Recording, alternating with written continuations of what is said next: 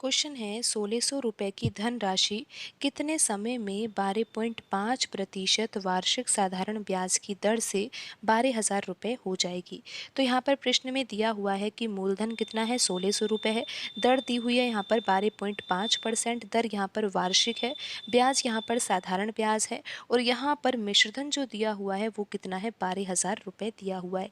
हमें प्रश्न में ज्ञात ये करना है कि जो ये 1600 रुपये की धनराशि है ये कितने समय में, यानी कि हमें समय ज्ञात करना है कि कितने समय में ये 1600 की धनराशि 12,000 रुपये हो जाएगी। तो यहाँ पर आप ध्यान दीजिए कि मूलधन तो कितना है यहाँ पर 1600 रुपये है और मिश्रधन कितना है यहाँ पर 12,000 रुपये है। तो क्या हम यहाँ पर मूलधन और मिश्रधन के बीच में अनुपात निकाल सकते हैं? बिल्कुल निकाल सकते हैं।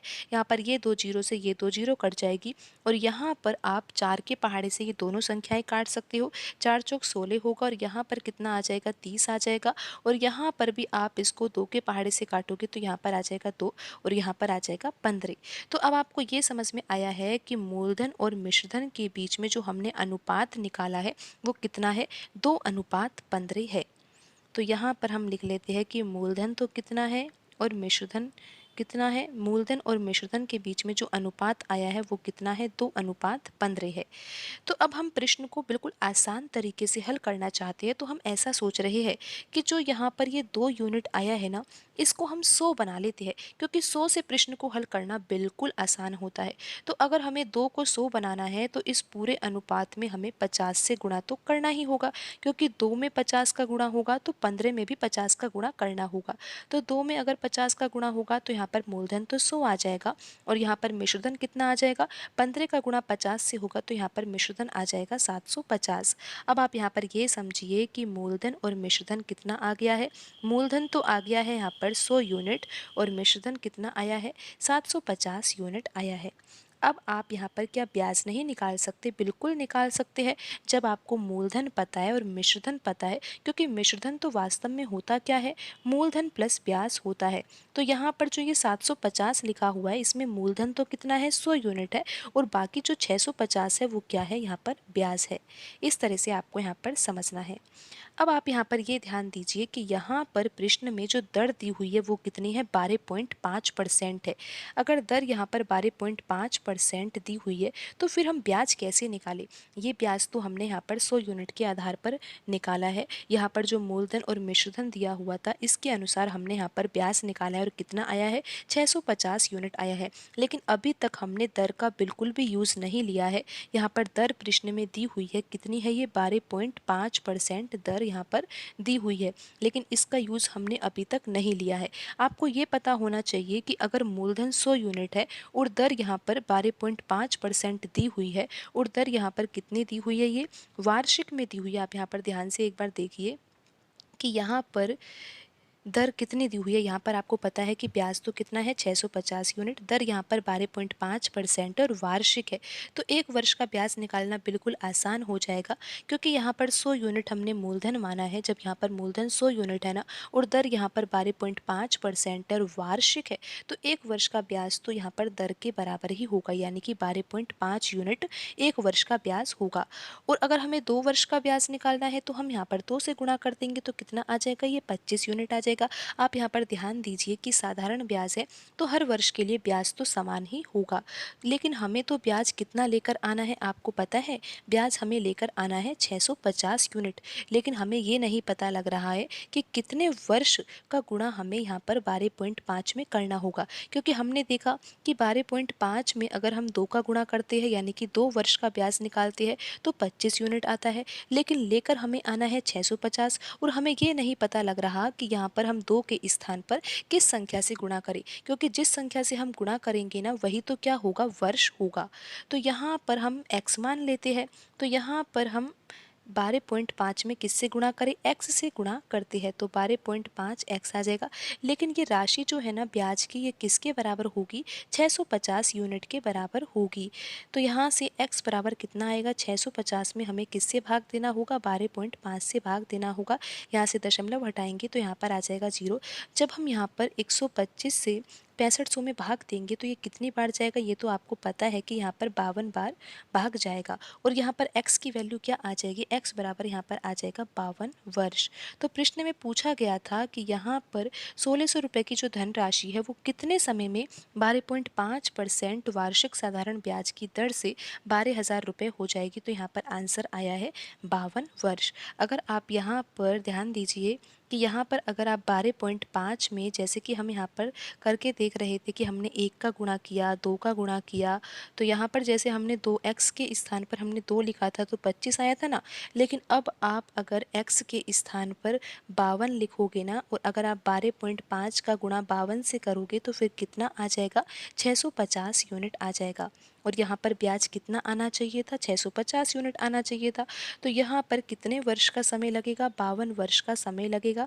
और ऑप्शन बी यहाँ पर सही आंसर होगा। क्वेश्चन है, 162 रुपये में एक वस्तु को बेचने पर 10% की हानि होती है। 10% का लाभ प्राप्त करने के लिए इसे किस कीमत पर बेचना चाहिए। तो प्रश्न में कहा गया है कि अगर किसी वस्तु को हम 162 रुपये में बेचते हैं तो 10% की हानि होती है।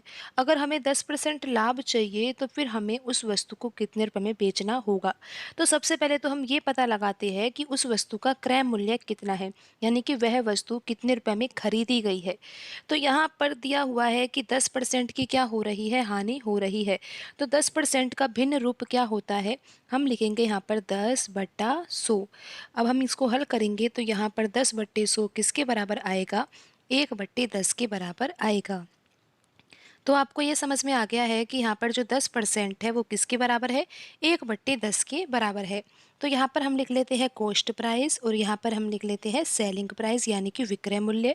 तो यहाँ पर आप देखिए जो बट्टे में 10 लिखा हुआ है इसको हम मान लेते हैं क्रय मूल्य। और आपको पता है कि 10% की क्या हो रही है, हानि हो रही है। तो 10 का 10% किसके बराबर होता है, 1 यूनिट के बराबर होता है। तो इसका सीधा सा अर्थ ये है कि 1 यूनिट की हानि हो रही है।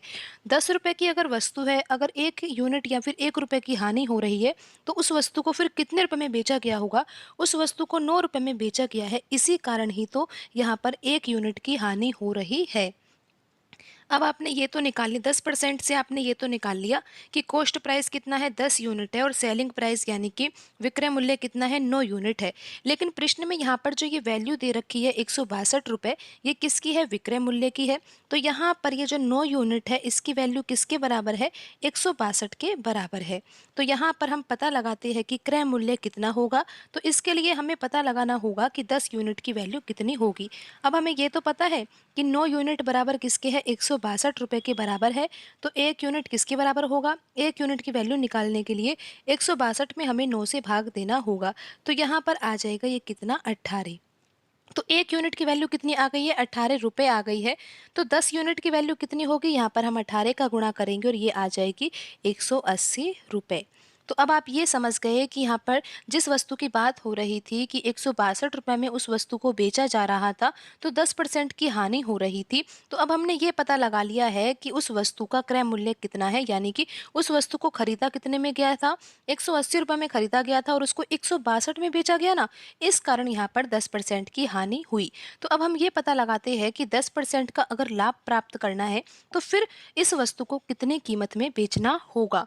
तो अब आपको ये पता है कि वस्तु का क्रय मूल्य कितना है, सीपी यानी कि कॉस्ट प्राइस कितना है, 180 रुपये है। और अब 10% का हमें लाभ प्राप्त करना है। तो 10% को भी हम भिन्न में चेंज करेंगे तो ये 10/100 के बराबर होगा। और जब हम इसको हल करते हैं तो ये 1/10 के बराबर आता है। तो 10% किसके बराबर होता है, भिन्न में 1/10 के बराबर होता है।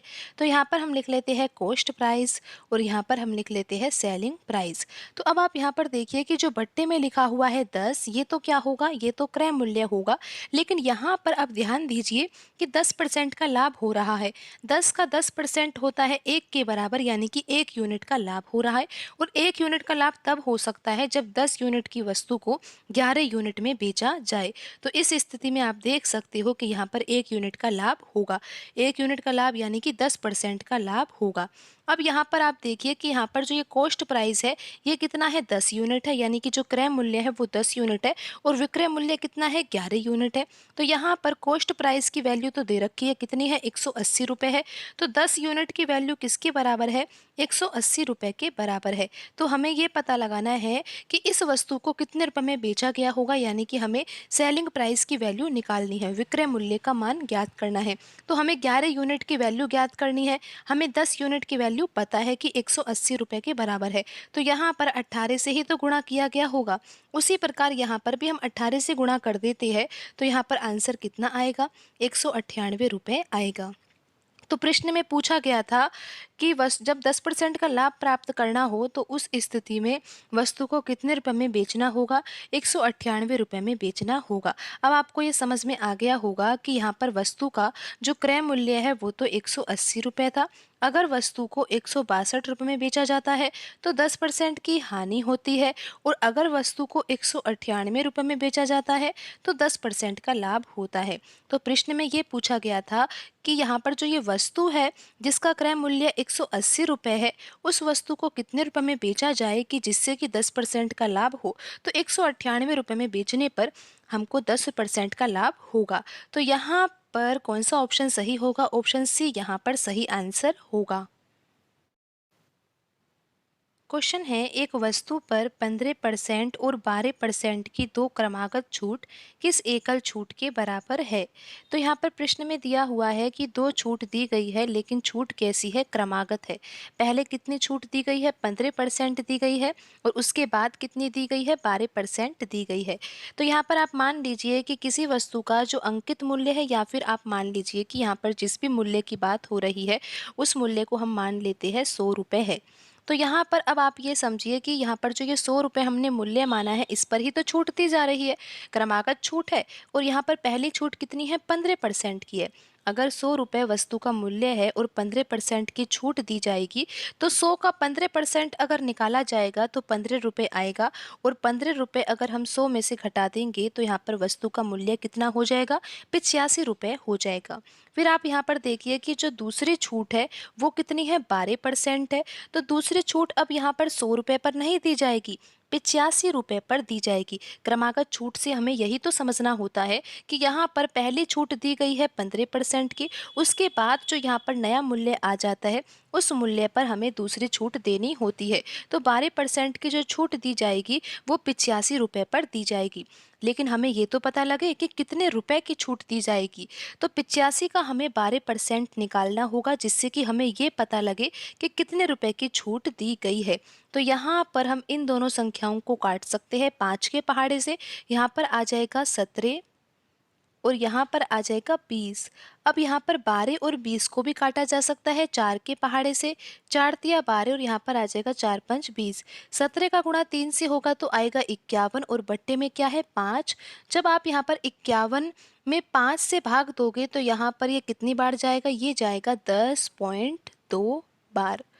तो इस तरह से आपको यहाँ पर ये करना है। तो यहाँ पर अब आपको ये पता लग गया है कि अगर 85 रुपये पर 12% की छूट दी जाएगी ना, तो वास्तव में कितने रुपए की छूट दी गई है, 10.2 रुपये की छूट दी गई है। तो हमें अब क्या करना होगा, 85 में से 10.2 रुपये घटाना होगा। तो अगर हम घटाएंगे तो यहाँ पर आ जाएगा 74.8 रुपये। इस तरह से आपको यहाँ पर समझना है। तो यहाँ पर जो अब छूट दी है, यानी कि 100 रुपये वस्तु का मूल्य था, 2 क्रमागत छूट दी गई। क्रमागत छूट के बाद जो वस्तु का अंतिम मूल्य है वो कितना हो गया है, 74.8 रुपये हो गया है। तो अब आप यहाँ पर ये देख सकते हो कि छूट यहाँ पर कितने रुपए की दी गई है। 100 रुपये वस्तु का मूल्य था और अंतिम रूप से जो वस्तु का मूल्य आ गया है वो 74.8 रुपये आ गया है। तो यहाँ पर आपको छूट तो यहाँ पर दिखाई दे रही है कि 25.2 रुपये की छूट दी गई है। आप यहाँ पर भी देख सकते हो कि 15 रुपए की छूट तो यहाँ पर पहली छूट में ही दी गई थी और दूसरी छूट में 10.2 रुपए की छूट दी है। 15 प्लस 10.2 रुपए करोगे तो यहाँ पर कितना आएगा, 25.2 रुपए आएगा। तो छूट कितने की दी गई है, 25.2 रुपए की छूट दी गई है। लेकिन आंसर तो हमें प्रतिशत में निकालना है। तो यहाँ पर जो ये एकल छूट है, एकल छूट, सिंगल छूट अगर हम देखेंगे यहाँ पर तो ये दोनों छूट दी गई है, तो इन दोनों छूटों को मिलाकर ही हमने देखा है कि वस्तु का जो अंतिम मूल्य है वो कितना है, 74.8 है। तो यहाँ पर छूट कितने की दी गई है, 25.2 रुपए की छूट दी गई है। हमें आंसर प्रतिशत में निकालना है तो हम लिखेंगे 25.2 रुपए और हमें बट्टे में क्या लिखना होगा, बट्टे में हमें पहले वाला मूल्य लिखना होगा जिस पर छूट दी गई है। तो 100 रुपए यहाँ पर वस्तु का मूल्य था, तो यहाँ पर हम वस्तु का मूल्य 100 रुपए ही रखेंगे। हमें आंसर प्रतिशत में निकालना है तो हम 100 से गुणा करेंगे। 100 से 100 यहाँ पर कट ही जाएगा और आंसर आ जाएगा यहाँ पर 25.2%। आप देख सकते हो कि ऑप्शन ए में लिखा हुआ है 25.2%, तो यहाँ पर यही सही आंसर होगा। क्वेश्चन है, एक आदमी 12,000 रुपए की धनराशि ऋण पर लेता है, यानी कि उधार लेता है, जो साधारण ब्याज पर 2 वर्ष में 13,200 रुपये हो जाती है। यदि ब्याज दर 2 गुना होता है तो यह धनराशि कितनी होती। तो यहाँ पर आप ये समझिए कि मूलधन तो कितना दिया हुआ है, यहाँ पर 12,000 रुपये दिया हुआ है और यहाँ पर समय भी दिया हुआ है 2 वर्ष का और ब्याज का प्रकार यहाँ पर क्या है, साधारण ब्याज है। और प्रश्न में यहाँ पर जो ये 13,200 रुपये दिया हुआ है ना, ये क्या है, ये यहाँ पर मिश्रधन है। तो यहाँ पर आप लिख सकते हो कि मिश्रधन कितना है, 13,200 रुपये। तो यहाँ पर हम मूलधन और मिश्रधन के बीच में अनुपात निकाल कर देखते हैं। तो यहाँ पर ये 2 जीरो से ये 2 जीरो कट जाएगी, 12 के पहाड़े से ये दोनों संख्याएं कट जाएगी। 120 कटेगा 10 बार और 132 कटेगा 11 बार। तो यहाँ पर हम लिख सकते हैं कि मूलधन और मिश्रधन के बीच में जो अनुपात आया है वो कितना है, 10:11 है। लेकिन अब यहाँ पर 10 लिखा हुआ है, यहाँ पर 11 लिखा हुआ है। अगर ये मूलधन 100 यूनिट हो जाए ना तो प्रश्न हम आसानी से हल कर पाएंगे। तो हम इस मूलधन को जो कि 10 यूनिट है, इसको हम यहाँ पर 100 बना सकते हैं अगर हम इस पूरे अनुपात में ही 10 का गुणा कर देंगे। अगर हम गुणा करेंगे तो ये 10 जो है ये बन जाएगा 100 और जो ये 11 है उसमें अगर 10 का गुणा होगा तो यहाँ पर मिश्रधन कितना आ जाएगा, 110 यूनिट आ जाएगा। अब आपको ये समझ में आ गया है कि मूलधन अगर 100 यूनिट है तो फिर मिश्रधन कितना होगा, 110 यूनिट होगा। अगर मूलधन 100 यूनिट है, मिश्रधन 110 यूनिट है, तो फिर ब्याज कितना होगा। ब्याज तो आप पता लगा सकते हो ना, क्योंकि मिश्रधन किसके बराबर होता है, मिश्रधन होता है मूलधन प्लस ब्याज के बराबर। तो यहाँ पर अगर मूलधन 100 यूनिट है और मिश्रधन यहाँ पर 110 यूनिट है, तो फिर यहाँ पर ब्याज कितना होगा, ब्याज यहाँ पर 10 यूनिट होगा। इतना आपको समझ में आ गया होगा। अब आप यहाँ पर ये देखिए कि यहाँ पर समय कितना हुआ, समय कितना दिया हुआ है, 2 वर्ष का समय दिया हुआ है। तो यहाँ पर हम सवाल के अनुसार ब्याज निकालने का प्रयास करते हैं। अब आप यहाँ पर ये देखिए, यहाँ पर दर तो दी नहीं हुई प्रश्न में यहाँ पर दर नहीं दी हुई, लेकिन दर अगर हम मान लेते हैं कि दर यहाँ पर क्या है, X% वार्षिक है, तो फिर हम 1 वर्ष का ब्याज तो आसानी से निकाल सकते हैं। जैसे कि अगर आपको यहाँ पर प्रश्न में दिया होता कि 3% वार्षिक दर है ना, तो आप 1 वर्ष का ब्याज पता है क्या निकालते, अगर मूलधन यहाँ पर 100 यूनिट है ना, तो फिर 1 वर्ष का ब्याज कितना हो जाता। यहाँ पर दर को देखिए, 3% वार्षिक दर है ना, तो 1 वर्ष का ब्याज 3 यूनिट हो जाता अगर मूलधन 100 यूनिट है तो। अब यहाँ पर प्रश्न में दर नहीं दी हुई है, तो यहाँ पर हमने दर मान ली है कि दर कितनी है, X% है, तो 1 वर्ष का ब्याज फिर कितना हो जाएगा, X यूनिट हो जाएगा। लेकिन प्रश्न में समय दिया हुआ है 2 वर्ष का, तो 2 वर्ष का ब्याज कितना हो जाएगा, इसके लिए हम यहाँ पर 2 का गुणा करेंगे। जैसे कि अगर हम 3% दर मानते हैं तो 1 वर्ष का जो ब्याज होगा वो 3 यूनिट होगा और 2 वर्ष का अगर हमें ब्याज निकालना है तो हम 3 में 2 का गुणा कर देंगे और ये आ जाता 6 यूनिट, अगर मूलधन यहाँ पर हमने 100 यूनिट मान रखा है तो क्योंकि यहाँ पर साधारण ब्याज है तो हर वर्ष के लिए यहाँ पर जो ब्याज होगा वो समान होगा। जब हमें ये पता लग गया है कि 1 वर्ष का ब्याज अगर यहाँ पर 3 यूनिट है तो फिर हम 2 वर्ष का ब्याज निकालने के लिए 2 का गुणा कर देंगे। लेकिन अब यहाँ पर जो प्रश्न है वहाँ पर 3% दर नहीं दी हुई है, तो इसलिए हमने X% दर यहाँ पर मानी है। तो 1 वर्ष का ब्याज तो कितना हो जाएगा, X यूनिट हो जाएगा। लेकिन अगर समय यहाँ पर 2 वर्ष का दिया हुआ है तो हमें 2 वर्ष का ब्याज निकालना होगा और ये ब्याज कितना हो जाएगा, 2X हो जाएगा। अब आप यहाँ पर ये देखिए, जो हमने यहाँ पर मूलधन और मिश्रधन में संबंध निकाला था तो उससे ब्याज कितना आया है, 10 यूनिट आया है। लेकिन यहाँ पर जो ये समय दिया हुआ था 2 वर्ष का, उससे हमने ये ब्याज निकाला है तो ये ब्याज कितना आया है, 2x आया है। जबकि वास्तव में ये दोनों वैल्यू ही क्या होनी चाहिए, बराबर होनी चाहिए। तो 2x बराबर 10 होगा तो यहाँ से x की वैल्यू क्या आ जाएगी, 10 में 2 से भाग देंगे तो यहाँ पर आ जाएगा 5। और x हमने क्या माना है, x हमने माना है दर। यहाँ पर x% क्या है, ये वार्षिक दर है। तो x का मान अगर यहाँ पर 5 आ ही गया है तो 5% यहाँ पर वार्षिक दर होगी।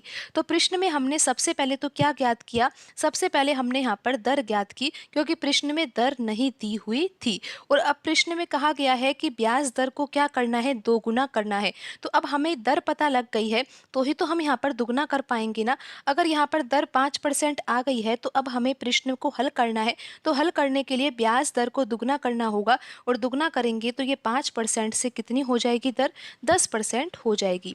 तो अब आपको ये समझ में आने लगा है कि यहाँ पर प्रश्न में दर नहीं दी हुई थी। तो सबसे पहले तो हमने यहाँ पर दर निकाली, और कैसे निकाली वो आपको समझ में आ ही गया है। कैसे निकाली, सबसे पहले तो हमने क्या किया, मूलधन और मिश्रधन के बीच में अनुपात निकाला। क्योंकि मूलधन यहाँ पर कितना था, 12,000 था, और मिश्रधन कितना था यहाँ पर, 13,200 रुपये था।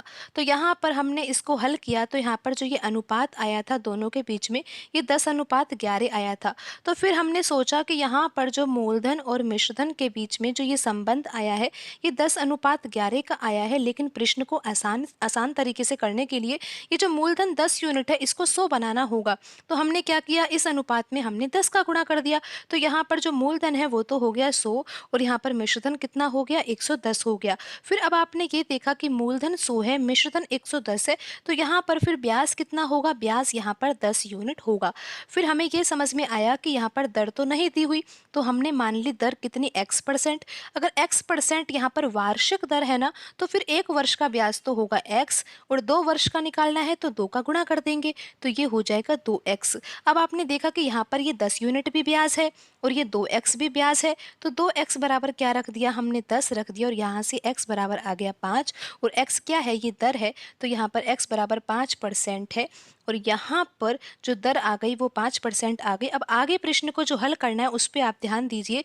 अब ब्याज दर को दुगना करना है, तो अब जो दर होगी वो कितनी हो गई है, 10% हो गई है। क्योंकि 5% का दुगना करने पर कितना आएगा, 10% आ जाएगा। तो प्रश्न में तो ये पूछा गया है कि ये धनराशि कितनी होती। अगर यहाँ पर ब्याज दर अगर 5% है उस स्थिति में, तो 12,000 रुपये की धनराशि जो है वो 2 वर्ष में 13,200 रुपये हो जाती है। लेकिन अब तो प्रश्न में ये कहा गया है कि अगर हम ब्याज दर को दुगना कर देंगे, यानी कि 10% कर देंगे, तो यही जो 12,000 रुपये की धनराशि है 2 वर्ष में कितने रुपए हो जाएगी। तो अब आपको ये पता है कि यहाँ पर अगर हम मूलधन 100 यूनिट मान लेंगे ना, तो फिर हम 1 वर्ष का ब्याज तो आसानी से निकाल पाएंगे। क्योंकि हमें पता है कि दर हमें 10% लेनी है, तो 1 वर्ष का ब्याज हो जाएगा 10 यूनिट। लेकिन यहाँ पर 2 वर्ष का ब्याज हमें निकालना होगा, तो यहाँ पर हम 2 का गुणा कर देंगे तो ये ब्याज हो जाएगा 2 वर्ष का कितना, 20 यूनिट हो जाएगा। तो आपको ये समझ में आ जाना चाहिए कि 1 वर्ष का ब्याज 10 यूनिट, 2 वर्ष का ब्याज 20 यूनिट। तो अब आप मिश्रधन भी निकाल सकते हो। मूलधन प्लस ब्याज करेंगे तो मिश्रधन आएगा, और ये कितना आ जाएगा, 120 यूनिट आ जाएगा। अब आप यहाँ पर ये देखिए कि प्रश्न में जो वैल्यू दे रखी है वो मूलधन की हमें दे रखी है, तो यहाँ पर हम ब्याज और मिश्रधन तो निकाल ही सकते हैं। क्योंकि मूलधन की वैल्यू प्रश्न के अनुसार 12,000 रुपये है, तो 100 यूनिट की वैल्यू कितनी हो जाएगी, 12,000 रुपये हो जाएगी। तो 100 यूनिट की वैल्यू 12,000 है, तो यहाँ पर 120 का ही तो गुणा किया होगा 100 में, जब तो ये 12,000 रुपये आया है ना। तो यहाँ पर ब्याज को भी प्राप्त करने के लिए यहाँ पर हम 120 का गुणा करेंगे तो ब्याज कितनी आ जाएगी, 20 का गुणा 120 से करेंगे तो यहाँ पर आ जाएगा कितना, ये तो आपको पता है कि यहाँ पर आएगा 2400 रुपये। तो ब्याज कितना हो जाएगा, 2400 रुपये हो जाएगा। हम मिश्रधन भी तो निकाल सकते हैं, क्योंकि हमें तो पता है कि गुणा तो 120 का करना है। तो यहाँ पर 120 में अगर 120 का गुणा किया जाएगा तो 14,400 रुपये यहाँ पर मिश्रधन आ जाएगा। अगर आप 12,000 में 2400 रुपये जोड़ोगे तब भी यहाँ पर 14,400 रुपये आ जाएगा। तो प्रश्न में पूछा गया था कि अगर ब्याज दर को दुगना किया जाता है तो ब्याज दर यहाँ पर हमने 10% कर दी। 5% तो यहाँ पर दर आई ही थी, लेकिन हमने दुगना किया तो वो 10% हो गई। फिर 10% हो गई तो 1 वर्ष का ब्याज तो 10 यूनिट, और 2 वर्ष का ब्याज कितना हो गया, 20 यूनिट। तो यहाँ पर हमने 20 यूनिट लिखा। फिर यहाँ पर हमने 100 में 20 जोड़ा तो फिर कितना आ गया, ये 120 यहाँ पर मिश्रधन आ गया। फिर हमें यहाँ पर प्रश्न में मूलधन दे रखा था 12,000 रुपये, तो यहाँ पर 100 यूनिट की वैल्यू किसके बराबर है, 12,000 रुपये के बराबर। तो यहाँ पर 120 का गुणा किया, यहाँ पर भी और यहाँ पर भी, और इस तरह से यहाँ पर जो मिश्रधन आया है वो कितना आया है, 14,400 रुपये आया है। तो प्रश्न में यही पूछा गया था। आप यहाँ पर ध्यान दीजिए कि प्रश्न में क्या पूछा गया था। प्रश्न में यहाँ पर पूछा गया था कि जो यहाँ पर 12,000 की धनराशि है वो कितनी हो जाएगी। तो यहाँ पर अब आप ये देख सकते हो कि ये धनराशि तो कितनी हो गई है, 14,400 रुपये हो गई है, और यहाँ पर ऑप्शन बी सही आंसर होगा। क्वेश्चन है, साधारण ब्याज पर 8% वार्षिक दर पर कितने समय में 12,500 रुपये की राशि 20,000 रुपये हो जाएगी। तो यहाँ पर प्रश्न में ब्याज का प्रकार दिया हुआ है साधारण ब्याज, प्रश्न में दर दी हुई है 8%, यहाँ पर वार्षिक दर है, समय पूछा गया है प्रश्न में, और यहाँ पर जो ये 12,500 रुपये है ये है मूलधन, और 20,000 रुपये क्या है, ये मिश्रधन है। तो यहाँ पर हम सबसे पहले तो मूलधन और मिश्रधन के बीच में अनुपात निकालने का प्रयास करते हैं। मूलधन 12,500 रुपये है, तो यहाँ पर हम लिख देते हैं 12,500 रुपये, और मिश्रधन कितना है, 20,000 है, तो यहाँ पर हम लिख देते हैं 20,000 रुपये। अब हम इसको हल करते हैं और यहाँ पर मूलधन और मिश्रधन के बीच में अनुपात निकालते हैं। तो 2 जीरो से यहाँ पर 2 जीरो कट जाएगी, 25 के पहाड़े से ये दोनों संख्याएं कटेगी, तो 25 पंजा 125 और 25 अट्ठा यहाँ पर आ जाएगा 200। तो यहाँ पर मूलधन और मिश्रधन के बीच में जो अनुपात आया है वो कितना आया है, 5:8 आया है। तो अब आप यहाँ पर समझिए कि यहाँ पर हमने मूलधन और मिश्रधन के बीच में जो ये अनुपात निकाला है वो आया है 5:8। तो अब हम प्रश्न को आगे कैसे हल करेंगे, आप यहाँ पर ध्यान दीजिए कि यहाँ पर ये 5 लिखा हुआ है, अगर हम यहाँ पर इसको 100 बना लेंगे ना तो बहुत आसान हो जाएगा हमारे लिए प्रश्न को हल करना। तो 5 में तो हमें 20 का गुणा करना होगा, क्योंकि हम यहाँ पर मूलधन को 100 लेकर आना चाहते हैं, लेकिन ये अनुपात है तो यहाँ पर मिश्रधन का जो ये अनुपात 8 है ना, इसमें भी हमें यहाँ पर 20 का गुणा करना होगा, क्योंकि मिश्रधन में यहाँ पर जो अनुपात में वैल्यू है वो 8 है। तो यहाँ पर अगर हम 5 में 20 का गुणा कर रहे हैं तो हमें यहाँ पर 8 में भी 20 का गुणा करना होगा।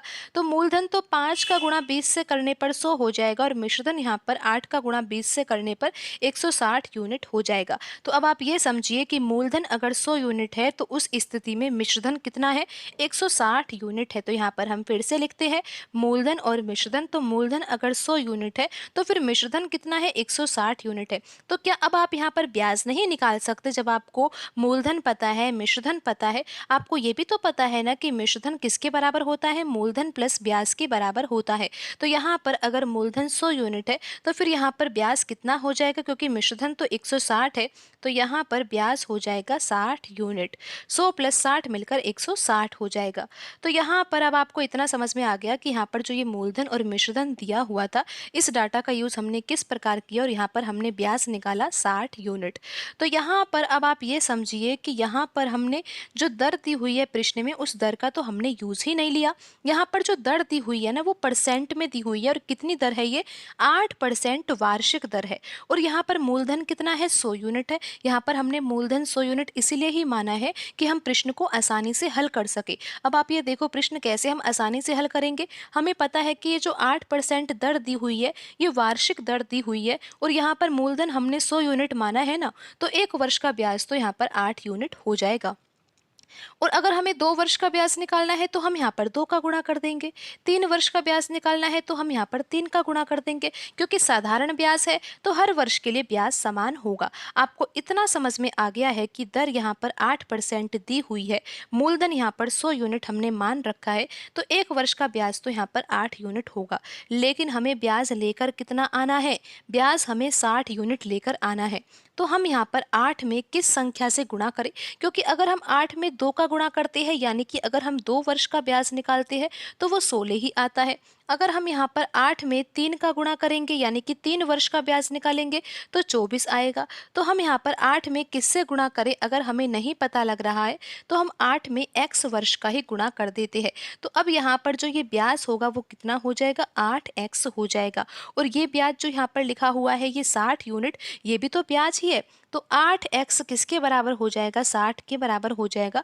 और x की वैल्यू यहाँ पर आ जाएगी 60/8। और जब हम यहाँ पर 8 से 60 में भाग देंगे तो ये जाएगा 7.5 बार। और x यहाँ पर हमने क्या माना है, x यहाँ पर वर्ष है, वर्ष की संख्या है, तो यहाँ पर वर्ष कितना आ गया है, 7.5 वर्ष आ गया है। तो प्रश्न में यहाँ पर पूछा गया था कि साधारण ब्याज पर 8% वार्षिक दर पर कितने समय में ये 12,500 रुपये की जो राशि है 20,000 रुपये हो जाएगी। तो आंसर आया है 7.5 वर्ष का, और ऑप्शन डी यहाँ पर सही आंसर होगा।